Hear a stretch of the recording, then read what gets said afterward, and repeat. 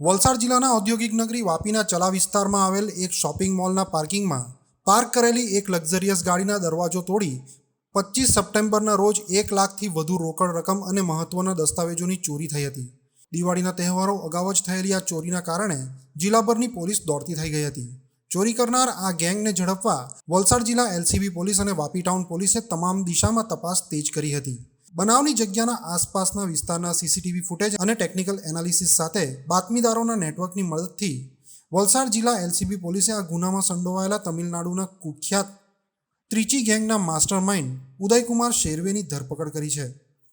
Valsad LCB પોલીસની ટીમે છેક તમિલનાડુ જઈ આ કુખ્યાત અને રીઢા આરોપીની ધરપકડ કરી તેને સળિયા પાછળ ધકેલી દીધો છે.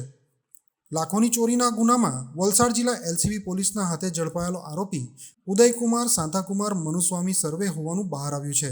આરોપીની ધરપકડ બાદ તેની આગવી ઢબે પૂછપરછ કરતા અનેક ચોંકાવનારા ખુલાસાઓ થયા છે. જે મુજબ આરોપી ઉદયકુમાર શેરવે તેના એક સાગરીત જગન બાલ સુબ્રમણ્યમ શેરવે સાથે મળીને ગુજરાતમાં ગુનાઓને અંજામ આપતા હતા. મહારાષ્ટ્રમાંથી ગુજરાતમાં પ્રવેશતા જ ઔદ્યોગિક નગરી વાપીમાં તેઓએ વિવિધ જગ્યાએ રેકી કરી હતી. આ દરમિયાન ચલા વિસ્તારમાં શોપિંગ મોલના પાર્કિંગમાં પાર્ક કરેલી લક્ઝરિયસ કારના દરવાજો તોડી અંદરથી 1 લાખ રૂપિયા રોકડા અને મહત્વના દસ્તાવેજોની ચોરી કરી હતી. અગાઉ પણ અન્ય બેંકના સામે પાર્ક કરેલ એક વાહનમાંથી તેઓ ચોરી કરી ફરાર થઈ ગયા હતા. આમ પોલીસે આરોપીની ધરપકડ બાદ વલસાડ જિલ્લા ઉપરાંત મહારાષ્ટ્ર અને દાદરાનગર હવેલીમાં આ ગેંગે આચરેલા ગુનાઓનો ભેદ ઉકેલવામાં સફળતા મળી છે. ઝડપાયેલ આરોપી ઉદયકુમાર સાંતાકુમાર શેરવે અને જગન બાલાસુબ્રમણ્યમ શેરવે બંને રીઢા આરોપીઓ છે. આ અગાઉ પણ ઉદયકુમાર પર 4થી વધુ ગુનાઓ નોંધાઈ ચૂક્યા છે. તો જગન શેરવે વિરુદ્ધ પણ વડોદરા અને મહારાષ્ટ્ર સહિત વિવિધ જગ્યાએ 5થી વધુ ગંભીર ગુનાઓ પોલીસ ચોપડે નોંધાયેલા હોવાનું બહાર આવ્યું છે. આ બંને ત્રિચી ગેંગના સાગરીત છે. ગુનાઓની દુનિયામાં કુખ્યાત એવી તમિલનાડુની આ ત્રિચી ગેંગ મોટે ભાગે બેંક, આંગળીયા પેઢી, બજારો કે એવા સ્થળોએ જ્યાં મોટા પ્રમાણમાં નાણાકીય લેવડ દેવડ થતી હોય તેવી જગ્યાએ નિશાન બનાવતા હતા અને રેકી કરી અને વાહનના કાચ અને દરવાજા તોડી ચોરી કરી પલવારમાં જ ફરાર થઈ જતા હતા. મહત્વપૂર્ણ છે કે દિવાળીના તહેવારો અગાઉ મોટે ભાગે બજારો, બેંક અને આંગણિયા પેઢી સહિત મોટી નાણાકીય લેવડ દેવડ ધરાવતી જગ્યાઓ ઉપર ચોરી અને લૂંટના બનાવો બને છે. આથી આવા બનાવોને રોકવા પોલીસ દ્વારા પ્રયાસો કરવામાં આવે છે. જોકે તેમ છતાં ગુનાઓની દુનિયામાં શાતિર તમિલનાડુની આ ત્રિચી ગેંગ જેવી ગેંગો આવી જ રીતે પોતાના ઈરાદાઓ પાર પાડે છે. જોકે આ વખતે ગુનાઓ આચરવા ગુજરાતમાં પ્રવેશેલી આ ગેંગના માસ્ટરમાઇન્ડ ઉદય શેરવેની ધરપકડ થઈ છે. જ્યારે હજુ પણ જગન બાલ સુબ્રમણ્યમ શેરવે પોલીસ પકડથી દૂર છે.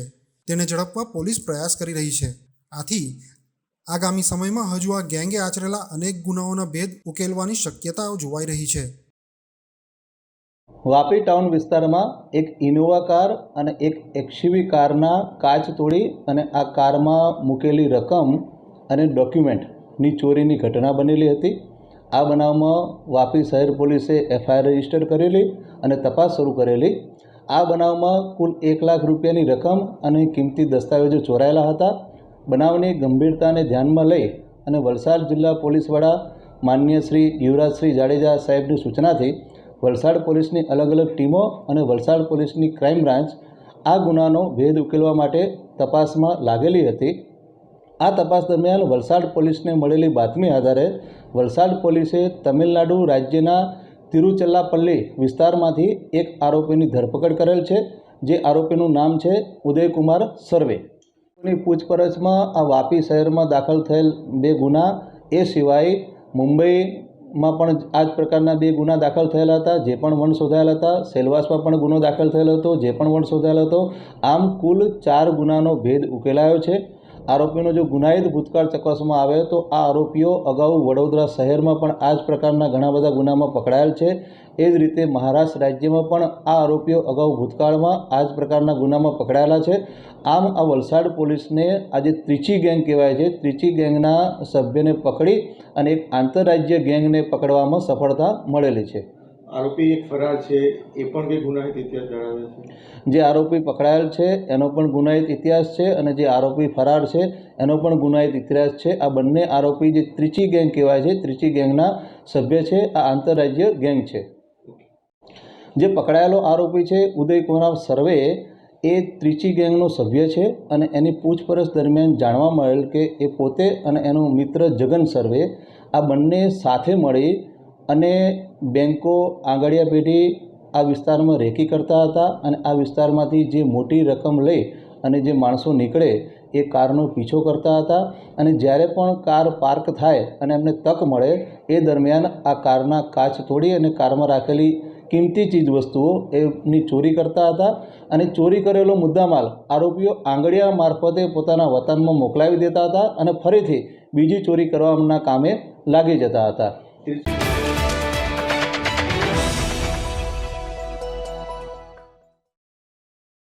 વાપી સહિત વલસાડ જિલ્લામાં નવા વર્ષની ધૂમધામપૂર્વક ઉજવણી. નાણામંત્રી કનુભાઈ દેસાઈએ લોકોને નવા વર્ષની પાઠવી શુભેચ્છાઓ. વાપીમાં જનસંપર્ક કાર્યાલય પર નાણામંત્રી દ્વારા દિવાળી સ્નેહ મિલનનું આયોજન. ભાજપાના અગ્રણીઓ અને કાર્યકર્તાઓ સાથે મોટી સંખ્યામાં લોકો રહ્યા ઉપસ્થિત. નવા વર્ષમાં નાણામંત્રીએ લીધો સંકલ્પ. પોતે એક સરકારની સાથે ભાજપના કાર્યકર્તાઓ પણ લોકોની સુખાકારી માટે સેવા કરશે તેવો વ્યક્ત કર્યો સંકલ્પ. ચાલુ જ છે, 2 મિનિટથી ફોન ચાલુ જ છે. બોલો. ગ્રુપમાં આવી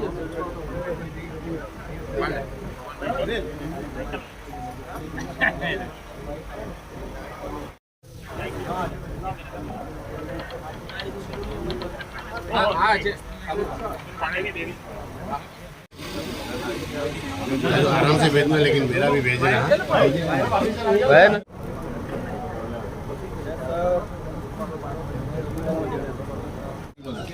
हाँ मिट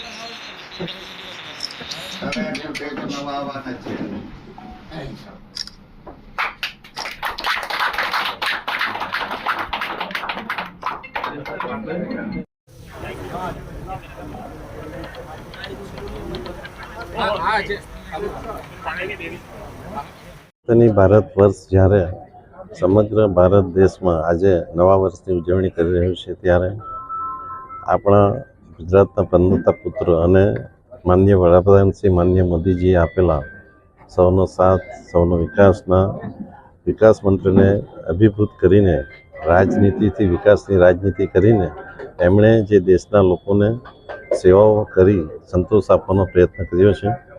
ભારતીય જનતા પાર્ટી અને અમારા બધા કાર્યકરો આ જ સેવામાં લાગશે અને ભવિષ્યમાં પણ ભારતીય જનતા પાર્ટીનો એક કાર્યકર લોકોને સમર્પિત છે અને લોકસેવાના કાર્યમાં લાગશે એવો આજના દિવસનો સંકલ્પ છે.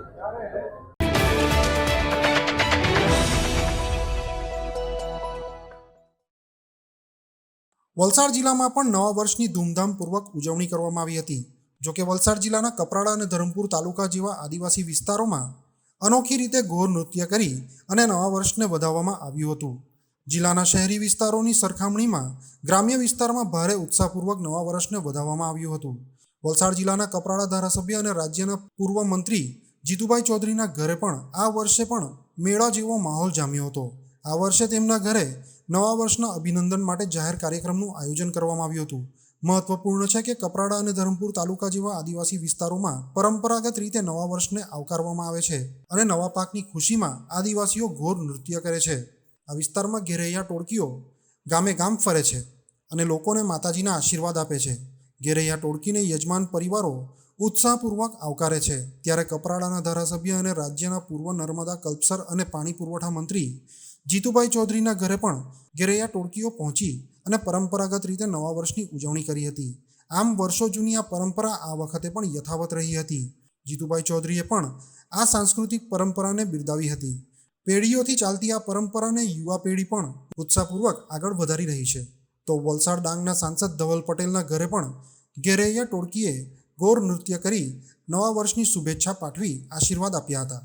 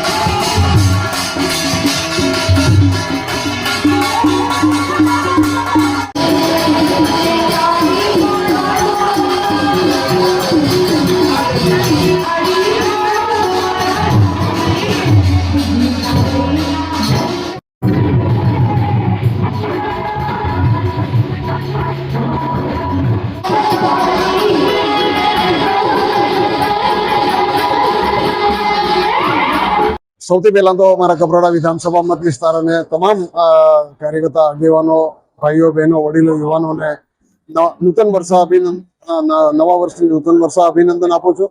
અને ખાસ કરીને નવા વર્ષના દિવસે જેમ વરસાદ જેમ ખુલે કાપણી થાય અને કાપણી પર થોડા કાપણીથી પરવારે એટલે નવા વર્ષ અને દિવાળીની અંદર ઘેરૈયાની જે નૃત્ય છે એ સમગ્ર દરેક ગામમાં દરેક મોહલ્લામાં અલગ અલગ વિસ્તારની અંદર ઘેરૈયા નૃત્ય કે દરેકના ઘરના આંગણા સુધી જાય અને એનો ઉમરો એટલે મુખ્ય દરવાજો હોય ત્યાં સુધી જાય અને ત્યાં સુધી ફોર તરીકે નાચે અને એને ઘરના માલિકને આશીર્વાદ આપે.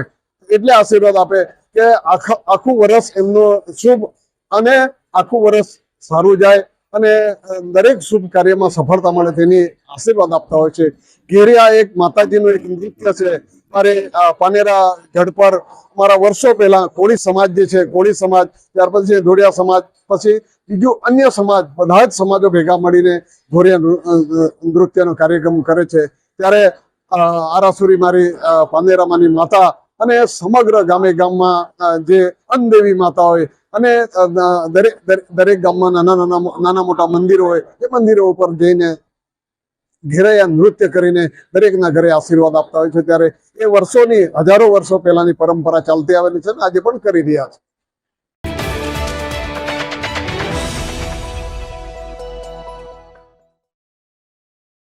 વલસાડના તિથલ રોડ પર ભારે વરસાદ અને પવનને લઈ રોડ પર એની અસર દેખાઈ. ભારે પવન ફૂંકાવાને લઈ વરસાદી પાણી પણ જોરમાં પડી રહ્યું છે. પવન ફૂંકાવવાને લઈને ઝાડ પણ થોડા સમય માટે ખૂબ જોરમાં હલ્યા હતા. જોરમાં પવન ફૂંકાવાને લઈ અને ધૂળની ડમરીઓ ઉડવાને લઈ વિઝિબિલિટી પર સીધી અસર જોવા મળી છે.